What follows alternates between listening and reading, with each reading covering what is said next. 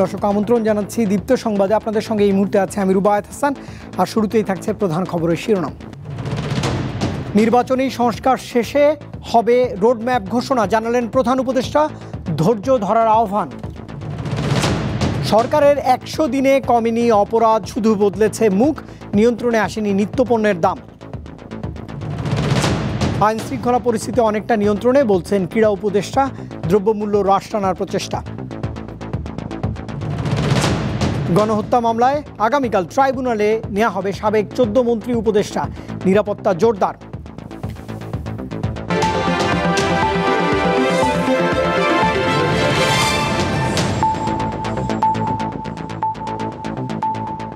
দর্শকের পর্যায়ে পুরো আয়োজনে যাচ্ছে। নির্বাচনী সংস্কার শেষ হলে খুব দ্রুতই নির্বাচনের রোডম্যাপ দেয়া যাবে বলে জানিয়েছেন প্রধান উপদেষ্টা ডক্টর মোহাম্মদ ইউনূস। এজন্য সবাইকে ধৈর্য ধরার আহ্বান জানিয়েছেন এই প্রধান উপদেষ্টা। সরকারের ১০০ দিন উপলক্ষে রবিবার জাতির উদ্দেশ্যে দেয়া ভাষণে প্রধান উপদেষ্টা আরও বলেছেন, বিপক্ষ শক্তির নাশকতার পরিকল্পনা রুখে দিতে সকলকে প্রস্তুত থাকতে হবে। শেখ হাসিনাকে ভারত থেকে ফেরত চাওয়া হবে বলেও জানিয়েছেন ডক্টর মোহাম্মদ ইউনূস। শপথ গ্রহণ করতেছি যে গত ৮ আগস্ট শপথ নেয় নোবেলজয়ী অর্থনীতিবিদ ডক্টর মোহাম্মদ ইউনূসের নেতৃত্বাধীন অন্তর্বর্তীকালীন সরকার। বিভিন্ন চড়াই উতরাই পেরিয়ে নতুন এ সরকার পার করেছে ৩ মাসের বেশি। সরকারের ১০০ দিনের মূল্যায়ন দেশবাসীকে জানাতে রবিবার সন্ধ্যায় জাতির উদ্দেশ্যে ভাষণ দেন প্রধান উপদেষ্টা। বক্তব্যে মুক্তিযুদ্ধের লাখো শহীদ ও জুলাই আগস্ট অভ্যুত্থানে নিহত সকল শহীদদের স্মরণ করেন তিনি। জানান সকল হত্যার বিচার হবে। বিপ্লব চলাকালে প্রায় ১৫০০ ছাত্র শ্রমিক জনতার শহীদে মৃত্যু হয়। প্রতিটি হত্যার বিচার আমরা করবই। জুলাই আগস্ট হত্যাকাণ্ডের বিচারের যে উদ্যোগ আমরা নিয়েছি তার কাজও বেশ ভালোভাবে এগিয়ে যাচ্ছে। পতিত স্বৈরাচার শেখ হাসিনাকেও আমরা ভারতের কাছ থেকে ফেরত চাইব। প্রধান উপদেষ্টা বলেন, দেশের বিভিন্ন অঞ্চলে ৬টি বন্যা হয়। এতে ফসলহানি ও পণ্য সরবরাহ ব্যাহত হয়। মানুষ যাতে স্বল্প মূল্যে কৃষিপণ্য কিনতে পারে, এজন্য তার ব্যবস্থা করেছে সরকার। টিসিবির মাধ্যমে ১ কোটি নিম্ন আয়ের ফ্যামিলি কার্ডের মধ্যে ৫৭ লাখকে স্মার্ট কার্ডে রূপান্তর করা হয়েছে। ১০০ দিন আগে আর্থিক দিক থেকে আমরা যে লণ্ডভণ্ড অবস্থা থেকে যাত্রা শুরু করেছিলাম, সেটা এখন অতীত ইতিহাস হয়ে দাঁড়িয়েছে। এই ১০০ দিনে অর্থনীতি সবল অবস্থানে চলে এসছে। বৈদেশিক মুদ্রার রিজার্ভ ছিল তলানিতে, আসার কথা। এই রিজার্ভ পরিস্থিতি এখন উন্নতির পথে। আসন্ন রমজানে নিত্য প্রয়োজনীয় দ্রব্যের সরবরাহ এবং দাম যাতে স্বাভাবিক থাকে, এই জন্য সরকারের বিভিন্ন কর্তৃপক্ষ ব্যবসায়ীদের সাথে নিয়মিত বৈঠক করে যাচ্ছে। সম্প্রতি রাজনৈতিক দলগুলো যৌক্তিক সংস্কার শেষে নির্বাচন দেওয়ার দাবি জানিয়ে আসছে। প্রধান উপদেষ্টা বলেন, নির্বাচনের ট্রেন যাত্রা শুরু করেছে, তবে এই যাত্রায় অনেক কাজ সেরে ফেলতে হবে। নির্বাচন কবে হবে এই প্রশ্ন আপনাদের সবার মনেই আছে, আমাদের মনেও সারাক্ষণ আছে। কয়েকদিনের মধ্যে নির্বাচন কমিশন গঠন হয়ে যাবে। তারপর থেকে নির্বাচন আয়োজন করার সমস্ত দায়িত্ব তাদের উপর বর্তাবে। প্রয়োজনীয় কিছু অত্যাবশ্যকীয় সংস্কার কাজ শেষ করেই আমরা আপনাদের কাঙ্ক্ষিত নির্বাচন আয়োজন করব। ততদিন পর্যন্ত আমি আপনাদের ধৈর্য ধারণ করার অনুরোধ করব। ডক্টর ইউনূস বলেন, সরকারকে ব্যর্থ ও অকার্যকর করার ষড়যন্ত্র হচ্ছে, তবে এটা সফল হতে দেয়া যাবে না। বিপক্ষ শক্তি যত শক্তিশালী হোক, নাশকতার যত রকম উদ্ভট পরিকল্পনাই করুক, সব কিছু নস্যাৎ করার জন্য প্রস্তুত থাকুন। এবার যে মুক্তি আমরা অর্জন করেছি তা আমাদের কাছ থেকে কেউ যেন ছিনিয়ে নিতে না পারে। পতিত সরকারের নেতৃবৃন্দ যারা এদেশ থেকে বিপুল পরিমাণ অর্থ পাচার করে নিয়ে গেছে, সেই অর্থে বলিয়ান হয়ে তারা দেশে ফিরে আসার জন্য চেষ্টা করে যাচ্ছে। তাদেরকে কিছুতেই সফল হতে দেবেন না। তারা সফল হওয়া মানে জাতির মৃত্যু। তিনি জানান, রাষ্ট্রের সংস্কারের জন্য গঠিত কমিশনগুলোর অগ্রগতি দৃশ্যমান। কমিশনগুলো ডিসেম্বর-জানুয়ারির মধ্যে সুপারিশ দেবে বলে আশা করেন তিনি। বেশ পাকাপোক্তভাবে তাদের কাজ শুরু করেছে। মিজানুর রহমান, দীপ্ত সংবাদ, ঢাকা। অন্তর্বর্তীকালীন সরকার ১০০ দিন পার করলেও এখনও দুর্বল দেশের আইনশৃঙ্খলা পরিস্থিতি। দ্রব্যমূল্য নিয়ে নাভিশ্বাস উঠেছে নিম্ন ও মধ্যবিত্তদের মাঝে। মানবাধিকার কর্মীরা বলছেন, ছাত্র জনতার অভ্যুত্থানের পর অপরাধ কমেনি, বদলেছে শুধু অপরাধী। একইভাবে বাজারে বদলেছে মধ্যস্বত্বভোগীদের মুখগুলো। ছাত্র জনতার গণঅভ্যুত্থানের সফলতায় শেখ হাসিনা সরকারকে হটিয়ে গত ৮ আগস্ট গঠন হয় অন্তর্বর্তী সরকার, যার নেতৃত্ব দিচ্ছেন শান্তিতে নোবেলজয়ী অর্থনীতিবিদ ডক্টর মোহাম্মদ ইউনূস। সশ্রদ্ধ চিত্তে শপথ গ্রহণ করিতেছি যে অভ্যুত্থানের সময় থেকেই ভেঙে পড়ে আইন শৃঙ্খলা পরিস্থিতি। দীর্ঘদিন অনেক থানা ছিল পুলিশ শূন্য। গত 100 দিনে আইন শৃঙ্খলা বাহিনীর ভেতরে ব্যাপক রদবদল হলেও সাধারণ মানুষ বলছেন এখনো দুর্বল দেশের আইন শৃঙ্খলা। এই জায়গায় গাড়ি খেলা করছি, এই জন্য ভিডিও করে নিয়ে গেছে, ওই মামলা নাও, নাহলে 500 টাকা দাও, এই মাত্র 500 টাকা দিছি। আইন শৃঙ্খলা এখনো একটু অবনতির দিকেই আছে। রেজিমগুলো ছিল তারা এখানে কোনো প্রতিষ্ঠানকে সবল করে নাই, তারা নিজেরা এনাবেলড হয়েছে। সরকারকে আমরা সময় দিব, দেখবো আমরা সবাই যে পারবে এর কোনো গ্যারান্টি নেই। সফলতা না হলেও এটা সামনে ইনশাল্লাহ সফলতা আসবে বলে আমি মনে করি। মানবাধিকার কর্মীরা বলছেন গত 100 দিনে দেশের অপরাধ কমেনি, বরং বদলেছে শুধু অপরাধী। পুলিশের মোরালের জায়গাটা বুস্ট আপ না হওয়ার ফলে যে সমস্যাটা হচ্ছে, অনেক ক্ষেত্রে পুলিশকে আদেশ দেওয়ার ফলেও দেখা যাচ্ছে কি তারা কোনো রকমের দায়িত্ব পালন করা থেকে হয় বিরত থাকতেছে, নয়তো বা ভয় পাচ্ছে। অপরাধীগুলোর নামগুলো পাল্টে যাচ্ছে, হয়তো রাজনৈতিক পরিচয়গুলো পাল্টে যাচ্ছে। আদারওয়াইজ একই রকমের অপরাধ কর্মকাণ্ড কিন্তু চলমান রয়েছে সারা দেশব্যাপী। গণঅভ্যুত্থানের পরের সপ্তাহে নিত্যপণ্যের দাম কিছুটা কমলেও আবারও বেড়ে যায়, যা এখনো নিয়ন্ত্রণহীন। দাম কমে নাই, পেঁয়াজ 120 টাকা ছিল, 150 টাকা হয়েছে। রসুন 200 টাকা ছিল, 240 টাকা হয়েছে। স্টুডেন্ট হয়েও আমরা এইরকম দামে হিমশিম খাচ্ছি। বর্তমানে মনে দেখা গেছে 500 টাকা ইনকাম করলাম, বাজারে গেলে 700 টাকা বাজার লেগে যায়, 200 টাকা প্রতি দিলে 200-300 ঘাটতি থাকে। মানবাধিকার কর্মীদের মতে দ্রব্যমূল্য নিয়ন্ত্রণে শুধু বদলেছে বাজার সিন্ডিকেট। বাজারে মাফিয়াতন্ত্র নিশ্চিহ্ন করতে না পারলে অভ্যুত্থানের সুফল পাবে না সাধারণ মানুষ। গুণগত কোনো পরিবর্তন হয়েছে এখন পর্যন্ত 100 দিন অন্তত সেটি বলা যাবে না। সেই অর্থে ভিন্ন সিন্ডিকেট এখন সেই দ্রব্যমূল্য নিয়ন্ত্রণের ক্ষেত্রে এখন কাজ করছে, কারণ এই পুরো ব্যাপারটা বাজারটাকে নিয়ন্ত্রণ করার ক্ষেত্রে যে মাফিয়াতন্ত্র ইতিপূর্বের 16 বছরে প্রতিষ্ঠা পেয়েছিল, সেটারও একই রকমেরই, শুধু চেহারা, নাম এগুলো পরিবর্তন হয়েছে। ভোক্তা অধিকার সংরক্ষণ অধিদপ্তরকে বাণিজ্য মন্ত্রণালয় থেকে আলাদা করে সমাজ কল্যাণ মন্ত্রণালয়ে যুক্ত করলে বাজার তদারকিতে ইতিবাচক প্রভাব পড়বে বলে মনে করেন সুপ্রিম কোর্টের এই জ্যেষ্ঠ আইনজীবী। তানভীর খন্দকার, দীপ্ত সংবাদ, ঢাকা। কমিশনগুলোর প্রস্তাব হাতে পেলেই শুরু হবে রাষ্ট্র সংস্কারের কাজ, আর সংস্কার শেষে হবে জাতীয় নির্বাচন, এমনটা জানিয়েছেন যুব ও ক্রীড়া উপদেষ্টা আসিফ মাহমুদ। রবিবার যুব ও ক্রীড়া মন্ত্রণালয়ের সংবাদ সম্মেলনে তিনি আরও বলেছেন, দেশের আইন শৃঙ্খলা পরিস্থিতি এখন অনেকটাই নিয়ন্ত্রণে এসেছে, দ্রব্যমূল্য ঊর্ধ্বগতির হ্রাসও টেনে ধরার চেষ্টা চলছে। রবিবার যুব ও ক্রীড়া মন্ত্রণালয়ে সংবাদ সম্মেলনে কথা বলেন উপদেষ্টা আসিফ মাহমুদ। গত 100 দিনে এই মন্ত্রণালয়ের বিভিন্ন কার্যক্রম ও অর্জন তুলে ধরেন তিনি। পরে সাংবাদিকদের বিভিন্ন প্রশ্নের জবাব দেন আসিফ মাহমুদ। অভিযোগ করেন এখনো জোড়াতালি দিয়েই চলছে ক্রিকেট বোর্ড, আর এজন্য বিগত সরকারকে দায়ী করেন তিনি। নতুন নেতৃত্ব দায়িত্ব নেওয়ার পরে বিসিবি এবং বাফুফে উভয়কেই এক্সটার্নাল অডিট করার জন্য মন্ত্রণালয়ের পক্ষ থেকে আমরা নির্দেশনা দিয়েছি। সেখানে আর্থিক কেলেঙ্কারির যদি কোনো পাওয়া যায়, তাহলে সেক্ষেত্রে আইনি ব্যবস্থা নেওয়ার জন্য আমাদের পক্ষ থেকে নির্দেশনা দেয়া আছে।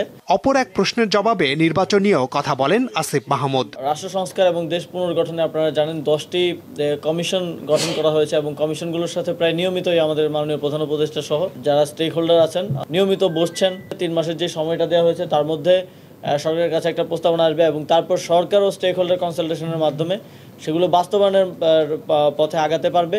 সংস্কারের পরে নির্বাচন, এটা তো আমরা বারবার বলছি। দেশের আইন শৃঙ্খলা পরিস্থিতি নিয়ন্ত্রণে আসায় কাজের গতি আরো বাড়বে বলে মনে করেন এই উপদেষ্টা। পরিস্থিতি অনেকটাই স্বাভাবিক হয়ে এসেছে। দেশের আইন শৃঙ্খলা পরিস্থিতি থেকে শুরু করে বিভিন্ন ধরনের আন্দোলনের পরিমাণও কমে এসেছে। সেইগুলোতে এখন সময়টা কম ব্যয় হবে এবং আমরা আমাদের মূল কাজে ফোকাস করতে পারবো।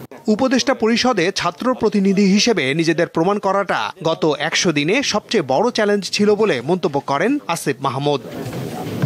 মাহমুদ শাওন, দীপ্ত সংবাদ, ঢাকা। জুলাই আগস্ট গণহত্যার মামলায় গ্রেপ্তার সাবেক আইনমন্ত্রী আনিসুল হক সহ 14 আসামিকে আগামীকাল সোমবার প্রথমবারের মতো ট্রাইব্যুনালে হাজির করা হবে। এ লক্ষ্যে নিরাপত্তা জোরদারের পাশাপাশি ট্রাইব্যুনাল ও প্রসিকিউশনের প্রস্তুতি সম্পন্ন হয়েছে বলে জানিয়েছেন চিফ প্রসিকিউটর।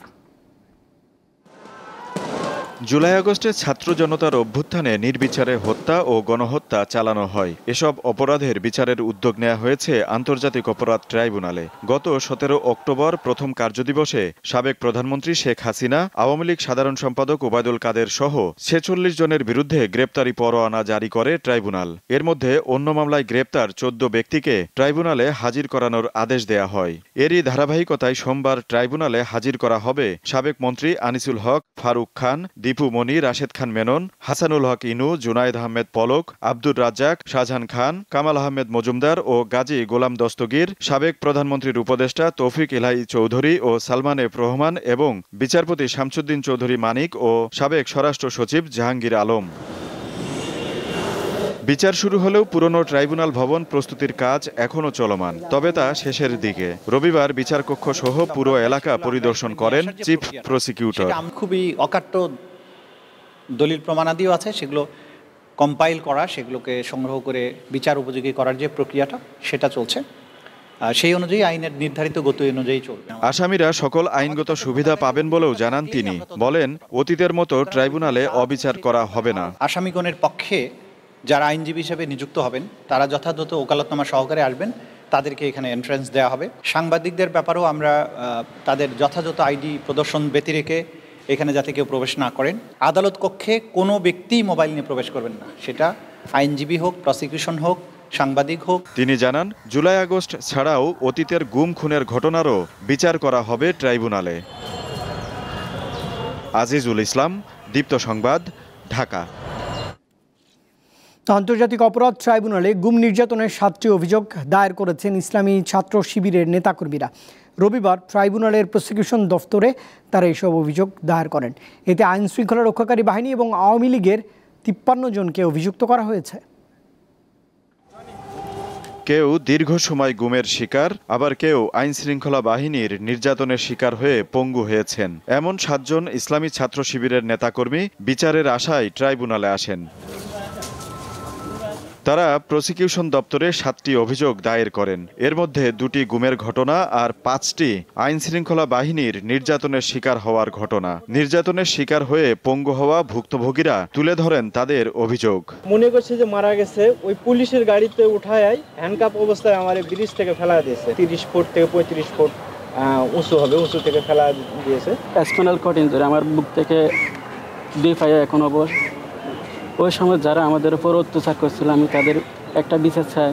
গুমের শিকার হওয়া ব্যক্তিরাও তাদের কষ্টের বর্ণনা দেন, দাবি জানান যথাযথ বিচারের। 3.5 মাস পিছন থেকে হ্যান্ডকাপ বাঁধা অবস্থায় এবং সামনে থেকে চোখ বাঁধা অবস্থায় রাখা হয়েছিল। প্রায় 200 ভোল্টের বাল্ব বাতি যেটা জ্বালানো হতো, কোনো আলো বাতাসের ব্যবস্থা ছিল না। আমরা তাদেরকে ডাকলেও আমাদেরকে প্রস্রাব করতে নিত না। আমাদের সেখানে রাখা হয়েছিল শুধুমাত্র একটা বোতল, যখন প্রস্রাব ধরে রাখতে পারতাম না সেই বোতলে আমাদের প্রস্রাব করতে হতো, আবার সেই প্রস্রাব ফেলে দিয়ে সেই বোতলে আবার পানি খাইতাম। ছাত্র শিবিরের আইন সম্পাদক জানান, এসব অভিযোগে শুধু আইন শৃঙ্খলা বাহিনীর সদস্য এবং আওয়ামী লীগের স্থানীয় নেতাকর্মীদের আসামি করা হয়েছে, যারা সরাসরি অপরাধের সাথে জড়িত ছিলেন। তাদের উপর যে নির্যাতন চালিয়েছেন এই আওয়ামী লীগ সরকার বা প্রশাসন, যারা এই জুলুম নির্যাতন চালিয়েছে তারা যেন এই শাস্তির আওতায় আসে এবং যারা মিসিং আছে তাদেরকে যেন আমাদের মধ্যে ফিরিয়ে দেওয়া হয়। তিনি জানান, গুমের ঘটনায় এখনও ছাত্র শিবিরের 6 জনের খোঁজ মেলেনি। আজিজুল ইসলাম, দীপ্ত সংবাদ, ঢাকা। সড়ক অবরোধ করে বিক্ষোভ অব্যাহত রাখলেও বকেয়া বেতন পাননি বেক্সিমকোর পোশাক শ্রমিকরা। আর যানবাহন চলাচল বন্ধ থাকায় বিপাকে পড়েছেন সাধারণ মানুষ। এদিকে শ্রম ও কর্মসংস্থান সচিব জানিয়েছেন, সমস্যার সমাধানে বেক্সিমকোতে দ্রুতই প্রশাসক নিয়োগ দেওয়া হবে।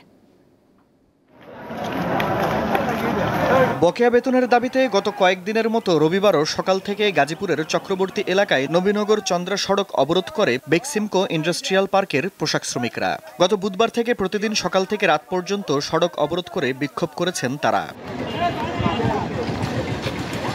শ্রমিকরা জানান, প্রতিদিনই সড়ক অবরোধ করে বিক্ষোভ করলেও কর্তৃপক্ষ বা সংশ্লিষ্ট কেউ বকেয়া বেতন পরিশোধের উদ্যোগ নেয়নি। বেঁচে থাকার তাগিদে বাধ্য হয়ে তারা সড়ক অবরোধের পথ বেছে নিয়েছেন। স্যালারি ঠিকমতো দেওয়া হচ্ছে না। সেনাবাহিনী বলছিল 12 তারিখে দেওয়ার জন্য, এখনো আমরা স্যালারি পাই নাই। আমরা রাজপথে, আমরা কোনো গাড়ি ঘোড়া চলতে দেব না, আমাদের বেতন পরিশোধ করতে হবে। আমাদের তো এই রাস্তায় আন্দোলন করার কোনো মানা হয় না। আমাদের ফ্যাক্টরি আছে, ফ্যাক্টরিতে কাজ করবে এবং 10 তারিখ 7 তারিখ 8 তারিখের ভিতরে আমরা বেতনটা নিব। আমরা কেন 20 তারিখ 12 তারিখ প্রত্যেক মাসে আন্দোলন করে রাস্তায় দাঁড়ায় বেতন নিতে হবে আমাদের? অবরোধ করায় সড়কের উভয় পাশে তৈরি হয় যানজট। এতে যাত্রী ও চালকেরা ভোগান্তিতে পড়েন। বিকল্প সড়ক ব্যবহার করে উত্তরবঙ্গের সাথে ঢাকার সড়ক যোগাযোগ চালু রাখা হয়েছে। আজকে কয়েকদিন পর্যন্ত রাস্তাটা বন্ধ, গত পরশু দিনে একই অবস্থা হয়েছে, আসা যাওয়ার মধ্যে খুব সমস্যা হয়। তো আমরা তো খুব ভোগান্তির মধ্যে আছি। আমরা এখানে দোকানপাট নাই, কিছু নাই, খাবার দাবার নাই, এই অবস্থার মধ্যে আছে। কি ঘুমাইতেও পারতেছি না ভাই, কিছু খাইতেও পারতেছি না, যাইতেও পারতেছি না ভাই। আমরা এখন এই জামের ভিতরে খুব কষ্টে আছি। এদিকে দ্রুত বেক্সিমকোতে প্রশাসক নিয়োগের কথা জানিয়ে শ্রম ও কর্মসংস্থান সচিব জানিয়েছেন, রিসিভার বেক্সিমকো নিয়ন্ত্রণে নিলেই শ্রম অসন্তোষ নিরসন হবে। আমাদের বাংলাদেশ ব্যাংকের একজন এক্সিকিউটিভ ডাইরেক্টরকে অ্যাডমিনিস্ট্রেটর করা হয়েছে। এটি টেক অফ করলে আশা করছি যে বেক্সিমকোর বিষয়টা সলভ হবে। বেক্সিমকো ইন্ডাস্ট্রিয়াল পার্কে পোশাক ও সিরামিক কারখানায় 41,000 কর্মী আছে। এর মধ্যে পোশাক কারখানার শ্রমিকরা সপ্তাহখানেক সড়ক অবরোধ করে বিক্ষোভ করছেন। দীপ্ত বার্তা কক্ষ। পেট্রোবাংলার অধীন কর্ণফুলী গ্যাস ডিস্ট্রিবিউশন কোম্পানিতে রাজস্ব ক্যাটাগরিতে চাকরি প্রত্যাশীরা বিক্ষোভ করেছেন।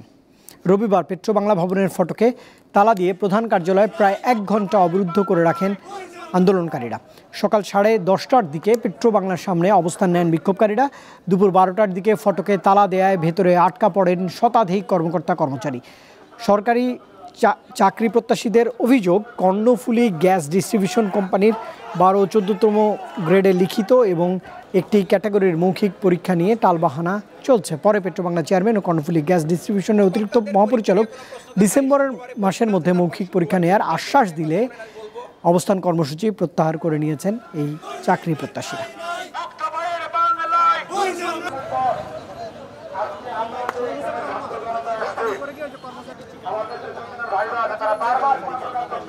জামালপুরে একটি সড়কের অভাবে প্রায় 10,000 মানুষ ভোগান্তিতে পড়ছেন, বঞ্চিত হচ্ছেন কমিউনিটি ক্লিনিকের স্বাস্থ্যসেবা থেকে। দ্রুত সমস্যার সমাধানের দাবি জানিয়েছেন স্থানীয়রা। চারপাশে ফসলের ক্ষেত, মাঝখানে কমিউনিটি ক্লিনিক, নেই কোনো সংযোগ সড়ক। আবাদি জমির আইল দিয়ে যেতে হয় এই স্বাস্থ্যকেন্দ্রে। সামান্য বৃষ্টি হলে সৃষ্টি হয় চরম ভোগান্তির। বর্ষাকালে ক্লিনিকে যেতে হয় নৌকা দিয়ে। জামালপুর জেলার সরিষাবাড়ি উপজেলার কামারাবাদ ইউনিয়নের চরধারা বর্ষা গ্রামের কমিউনিটি ক্লিনিকের চিত্র এটি। গর্ভবতী মা এবং শিশু বাচ্চাদেরকে নিয়ে তারা সঠিক মতো আসতে পারে না। মালর যখন ক্ষেত খোলার আইল দিয়ে আইতে দেয় না, ক্ষেত মধ্যে পারা পরে এর নিয়ে কাজে জরকা হয়।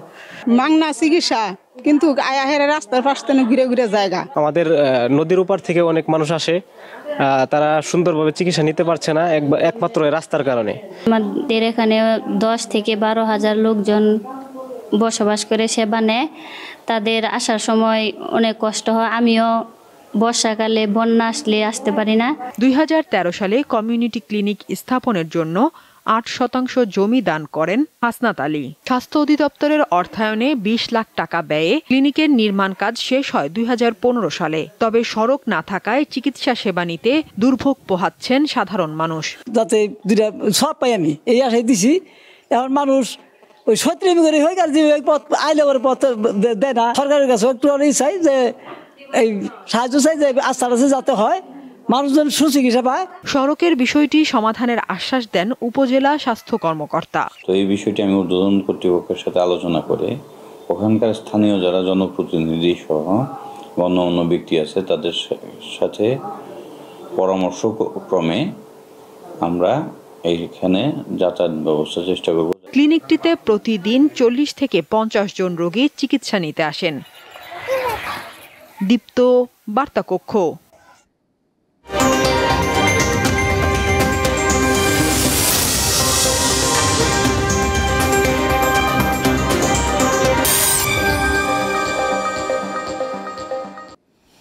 আবারও বিক্ষোভে উত্তাল ভারতের উত্তর পূর্বাঞ্চলীয় রাজ্য মণিপুর। সেখানে অপহৃত 6 ব্যক্তির মরদেহ উদ্ধারের পর শনিবার মণিপুরের রাজধানী ইম্ফল ভ্যালিতে জড়ো হন শত শত মানুষ। এ সময় টায়ার পুড়িয়ে রাস্তাঘাট বন্ধ করে দেন আন্দোলনকারীরা। মণিপুরের রাজ্যের মুখ্যমন্ত্রী এন বীরেন সিংয়ের বাড়িতেও হামলা হয়েছে। এর আগে রাজ্যটির 3 জন মন্ত্রী এবং 6 বিধায়কের বাড়িতেও হামলার ঘটনা ঘটে। পরিস্থিতি নিয়ন্ত্রণে ইম্ফল সহ 5 জেলায় অনির্দিষ্টকালের কারফিউ জারি করা হয়েছে। বন্ধ করে দেয়া হয়েছে ইন্টারনেট সেবা।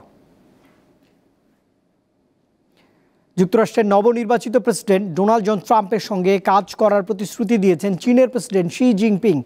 বিদায়ী প্রেসিডেন্ট জো বাইডেনের সঙ্গে এক বৈঠকে এমন প্রতিশ্রুতি দেন পিং।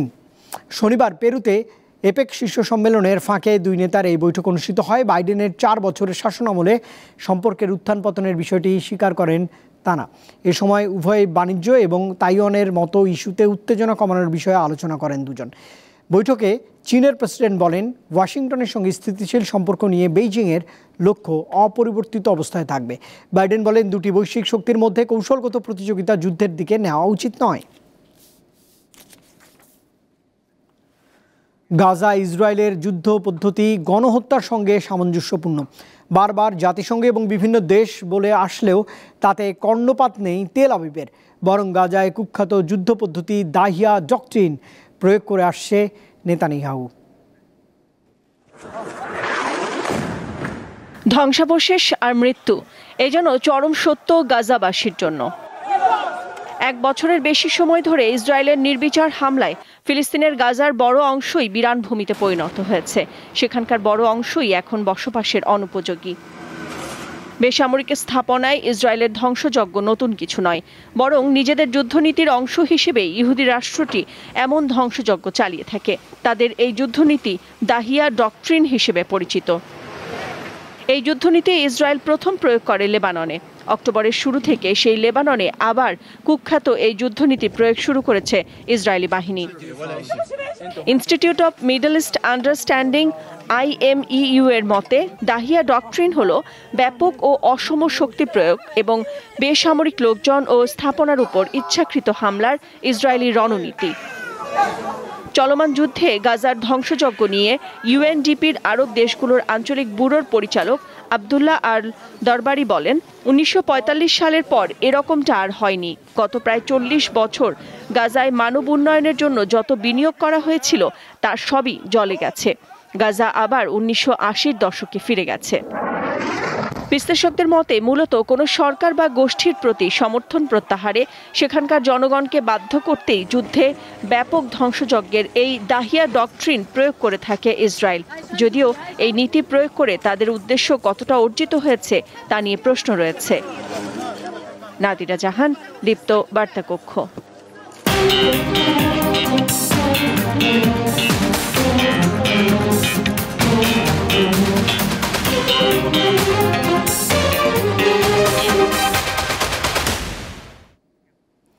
নতুন খেলোয়াড় খুঁজে পেতে নারী ফ্র্যাঞ্চাইজি লিগ চালু করার দাবি জানিয়েছেন সাবজয়ী অধিনায়ক সাবিনা খাতুন।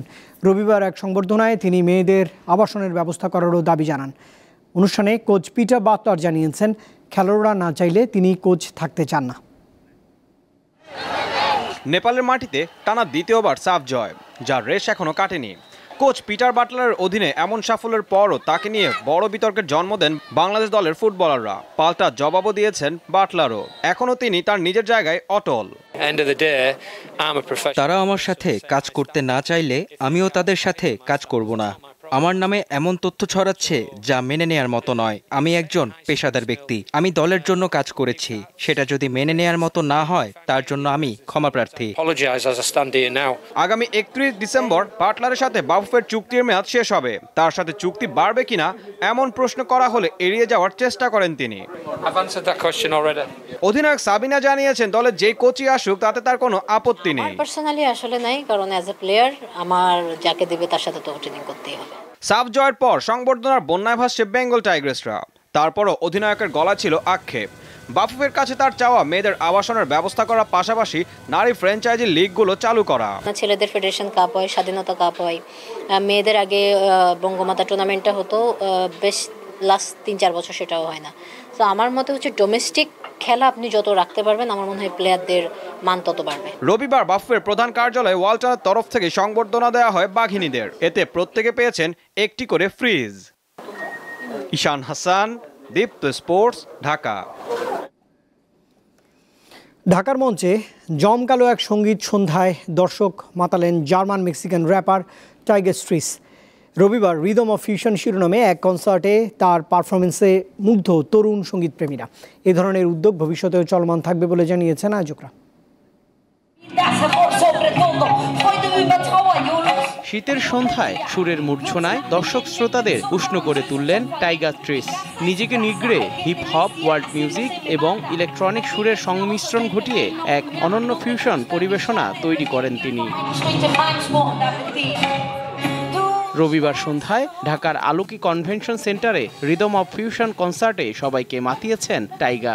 গোটে ইনস্টিটিউট বাংলাদেশের এই মনোমুগ্ধকর আয়োজনে আসা তরুণ সঙ্গীত প্রেমীরা ভিন্ন রকম এক সঙ্গীতের অভিজ্ঞতা নিলেন। খুবই ডিফারেন্ট লেগেছে আমার কাছে, আমি খুব এনজয় করেছি and the atmosphere and arrangement is very nice. German artist ছিল, একটা ডিফারেন্ট ল্যাঙ্গুয়েজের মিউজিক আমরা কম শুনি, তো আজকে এক্সপিরিয়েন্স করলাম, উনি র্যাপ করলো। মিউজিক খুব ভালো ছিল, বিটস খুব ভালো ছিল, মেলোডি ভালো ছিল, র্যাপিংও খুব ভালো ছিল।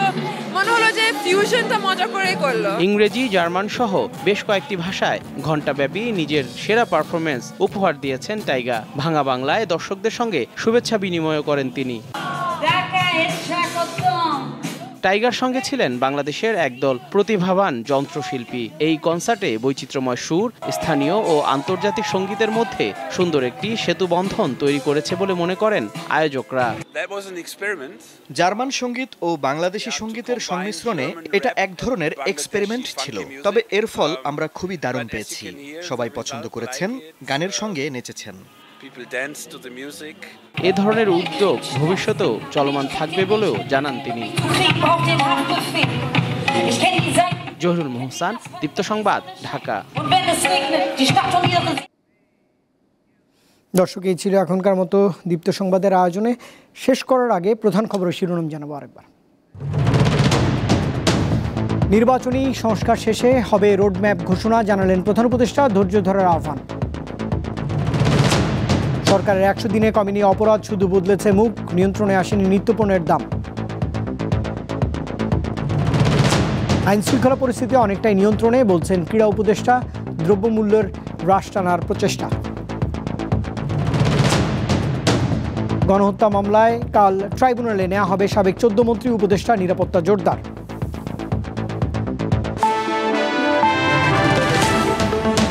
দর্শক, এই ছিল এখনকার মতো।